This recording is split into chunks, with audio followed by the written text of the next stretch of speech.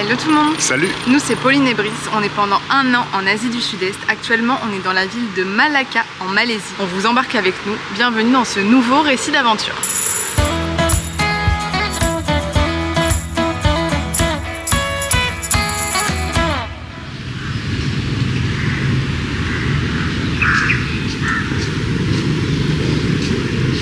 On est arrivé à Malacca hier. Malacca, c'est l'une des villes, peut-être même la ville la plus touristique de Malaisie. Vous connaissez peut-être de nom, ça se dit Melaka dans la langue locale. Et c'est connu pour être un énorme port. Ça a été un port de transit de marchandises extrêmement important dans les dizaines et siècles d'années qui ont précédé et encore aujourd'hui. Aujourd'hui, c'est principalement utilisé pour ravitailler la Chine et le Japon en pétrole. Tous les millions de navires passent par le détroit de Malacca qui relie la mer de Chine méridionale avec l'océan Indien, etc. Bref, c'est un axe de commerce où transitent des millions de navires et de bateaux de marchandises en tout genre. Ça a été connu aussi pour pas mal d'actes de piraterie. Moi, en tout cas, j'en avais beaucoup entendu parler pour ça, le port de Malacca. La ville a aussi connu pas mal d'épisodes de colonisation. Il y a eu les Portugais d'abord. Ouais, les Hollandais et les Britanniques ensuite, sur vraiment plusieurs siècles d'affilée.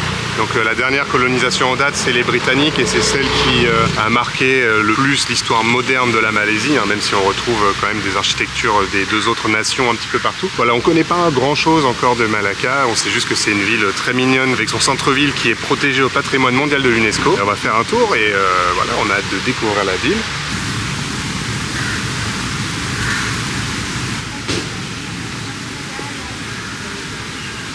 La journée commence avec un moine qui était dans la rue avec son petit seau avec lequel ils font le takbat pour récupérer les dons, soit de la nourriture, soit de l'argent. Il est venu nous voir du coup pour nous demander un petit peu d'argent, donc on lui a donné un petit peu et il nous a offert, il nous a mis voilà un petit bracelet et en le mettant, voilà, il nous a souhaité de la chance et pas d'accident. Donc voilà, si jamais vous avez des moines qui viennent vous voir, vous n'êtes pas obligé de donner, mais voilà, vous donnez pas grand chose. C'est sympa de participer au takbat aussi de cette façon.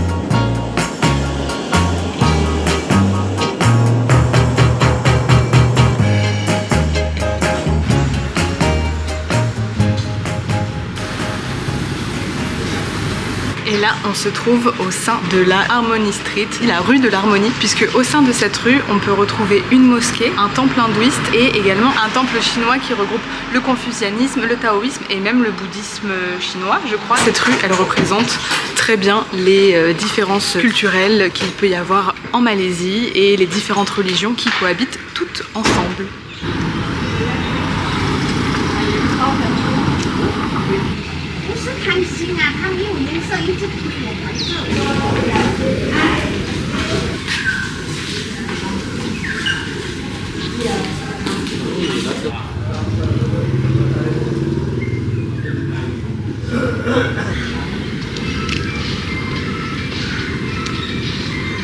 Alors petit truc super cool depuis qu'on est en Malaisie, en tout cas on a eu la même chose à Muar et ici à Melaka. Pour les petits férus d'histoire, vous avez en haut des bâtiments coloniaux les dates de construction. Et ça c'est super chouette, donc tu vas avoir du 1939, parfois du 1850, etc. Et ça permet directement de se projeter et de s'imaginer un petit peu l'époque à laquelle les bâtiments ont été construits. C'est vraiment super cool pour l'héritage et vu que nous par exemple on ne situe pas encore très bien les colonisations, les différentes périodes qu'il y a eu ici en Malaisie, ça nous permet un petit peu de voir Sur les styles coloniaux, on peut voir les différences entre l'architecture un peu plus portugaise, de l'architecture hollandaise. Ça permet de visualiser un petit peu plus les différences.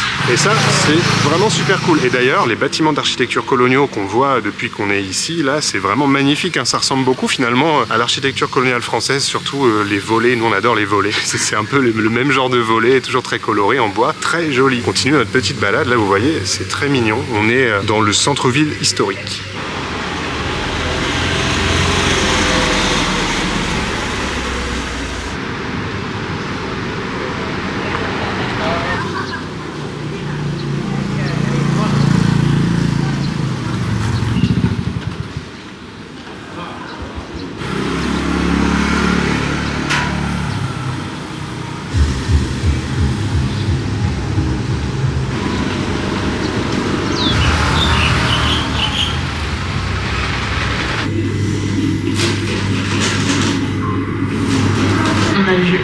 café avec écrit « Vous avez envie d'un café vietnamien, alors rentrez ». Et on retrouve notre bon café vietnamien au lait concentré.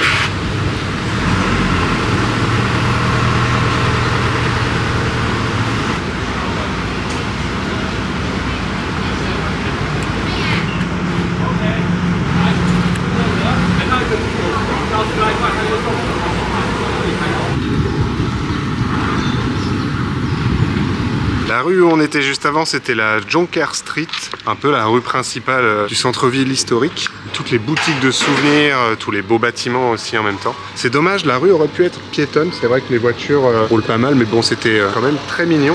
Là, on cherche une rue remplie de street art. On va voir si on trouve ça. Mais je crois que c'est là, hein. Je crois que c'est par ici.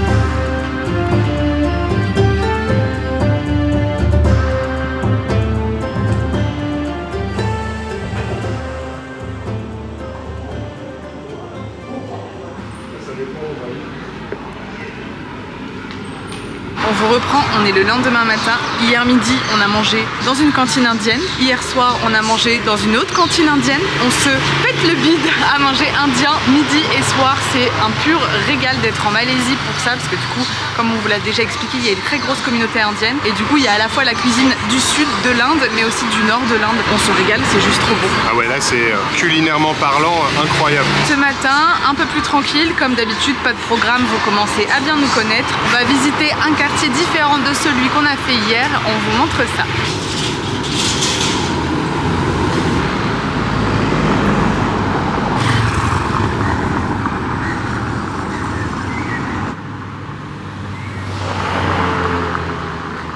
La peinture murale là que vous voyez derrière moi, elle représente parfaitement les trois plus grandes communautés du pays. Vous avez la communauté chinoise, communauté malais et communauté indienne. Waouh, en vrai ça fait quelque chose, c'est trop beau de voir des peintures comme ça en pleine ville où la mixité est pleinement assumée et où vous voyez voilà, que les gens vivent vraiment ensemble sans jugement. En vrai c'est trop bien.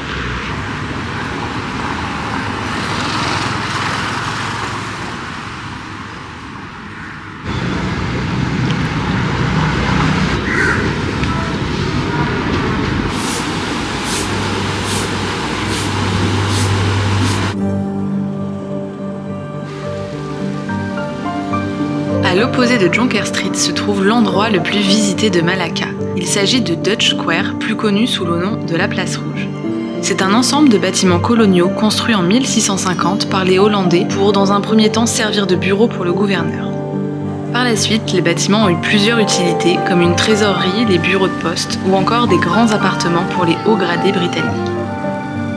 Le bâtiment principal de la place est l'église catholique qui fut fondée en 1741 en commémoration du centenaire de la capture de Malacca par les Hollandais sur l'Empire portugais.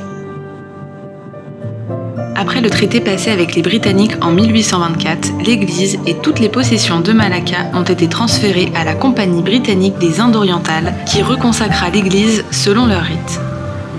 Originellement peints en blanc, tous les bâtiments de la place ont été repeints en rouge en 1911, ce qui donne encore aujourd'hui un aspect très unique à ce petit quartier hors du temps.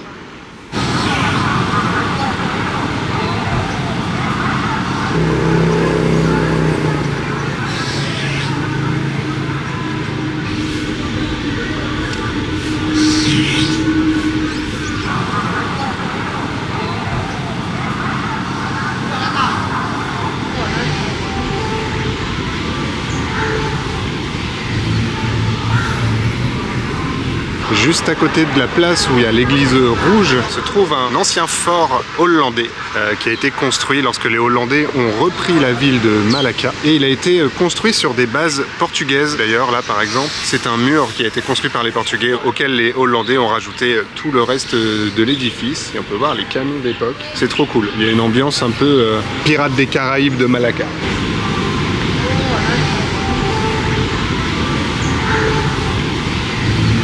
Concernant le quartier hollandais avec l'église qui est un peu un des endroits les plus connus de la ville, si jamais vous voulez y aller avec personne autour et avoir une ambiance un peu tranquille, je vous conseille d'y aller le matin avant 9h, donc entre 7h et 9h, puisque là il est, je sais pas quelle heure, 9h30, 10h peut-être. Il y a déjà beaucoup de monde et c'est surtout que la place est remplie de petits pousse-pousse. C'est des messieurs qui sont à vélo, un peu comme des tuk-tuk, mais ils sont à vélo et c'est très customisé, chacun a son pousse-pousse, Hello Kitty, Spider-Man, les mignons, enfin bon bref, plein de choses de pop culture avec de la musique assez forte et voilà, ils proposent de faire le tour de la ville. Je sais qu'aussi en Indonésie, ils sont très friands de ce genre de mode de déplacement quand ils sont en vacances, donc voilà, si vous avez même envie de faire un petit tour, pourquoi pas, je connais pas les prix.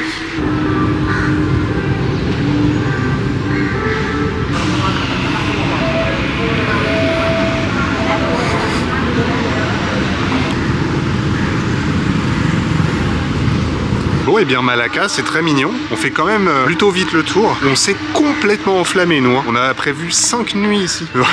En fait, pour ceux qui nous suivent depuis longtemps, vous savez qu'en général, on double le temps qui est conseillé sur les blogs, puisqu'on aime bien prendre notre temps, etc. Mais là, bon, on a déjà fait quand même bien le tour. Donc, il nous reste pas mal de nuits. Ça vient, on va pouvoir en profiter pour faire des lessives et ce genre de choses.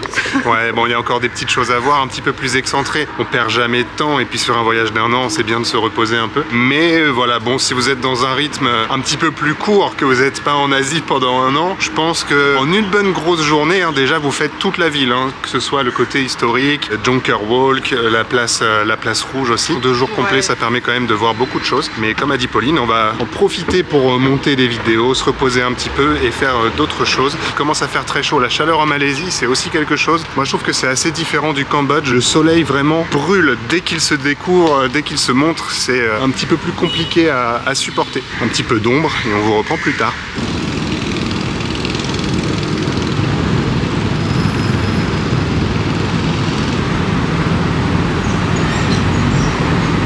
On vous reprend un petit peu plus tard et là c'est notre dernière journée, encore une fois, pas de programme. Là on se balade autour de notre hôtel parce qu'apparemment il y a un petit quartier sympa et on longe l'ancien monorail. Car il y avait un monorail avant à Malacca, mais il n'est plus en activité. Ah oui, et aussi vous pouvez faire ce genre de balade sur les canaux à Malacca.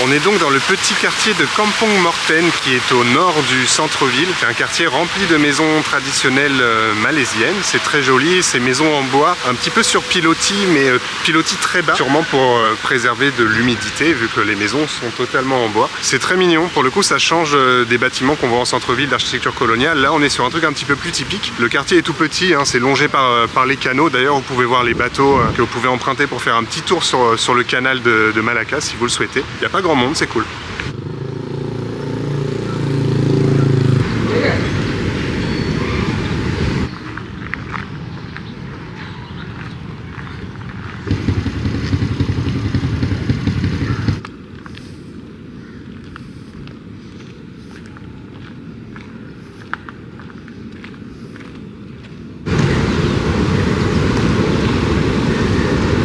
Là, vous pouvez voir le contraste qu'on voit beaucoup depuis qu'on est arrivé ici, les maisons typiques et les énormes buildings qui sont construits juste à côté. Voilà, un autre exemple bien flagrant.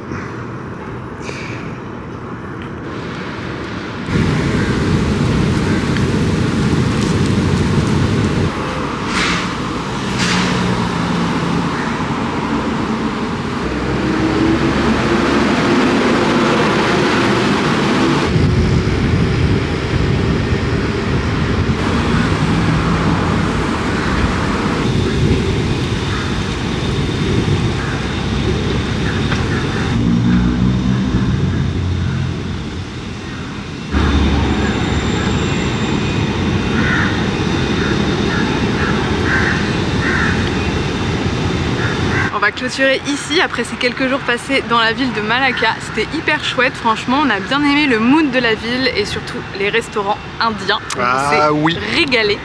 Après, comme on vous l'a déjà dit pour Muar, on a complètement pas foiré notre itinéraire, mais on a fait un peu n'importe quoi en termes de durée. On avait pris 5 nuits, honnêtement, je pense que vous pouvez prendre 3 nuits ici, ça suffit largement pour visiter la ville et quand même prendre un peu son temps. D'habitude, ça nous réussit toujours. Là, c'est la première fois qu'on se dit ah, on a mis un peu trop de temps parce que ça reste une ville. D'habitude, on prend un scooter et on fait un peu les environs. En tout cas, on espère que ce récit vous a plu. Si c'est le cas, n'hésitez pas à liker, à commenter, à nous poser des questions si jamais vous en avez et à vous abonner si c'est pas encore fait. Ouais.